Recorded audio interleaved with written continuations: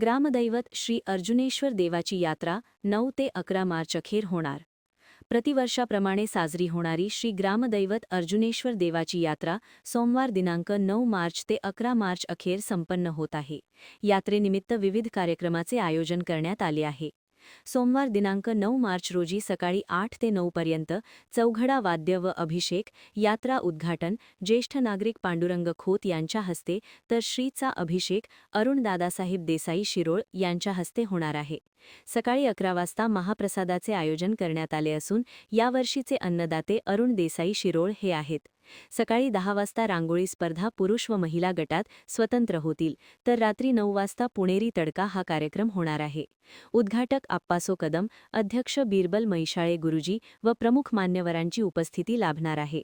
तर मंगळवार 10 रोजी दुपारी 3 वाजता सायकल स्पर्धा लहान गट व मोठा गट अशा दोन्ही गटात होतील।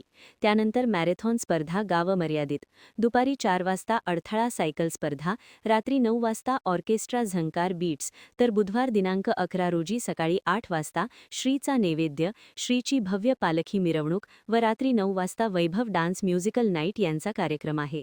या कार्यक्रमाचे उद्घाटक खासदार धैर्यशील माने, कार्यक्रमाचे अध्यक्ष आमदार राजेंद्र पाटील यड्रावकर, प्रमुख पाहुणे गणपतराव पाटील, माजी खासदार राजू शेट्टी, माजी आमदार उल्हास पाटील, जिल्हा परिषद सदस्य अमोल चव्हाण, शिरोळ पंचायत समिती सदस्या सीमा मैशाळे, माजी बांधकाम सभापती अनिल मादनाईक सावकर, यात्रा मंडळाचे अध्यक्ष शिवगोंडा पाटील, उपाध्यक्ष महेश सूर्यवंशी, खजिनदार प्रदीप चौगुले सावकर, मंडळाचे सर्व सदस्य कार्यकर्ते आदींसह विविध मान्यवर व विविध संस्थांचे पदाधिकारी उपस्थित राहणार आहेत।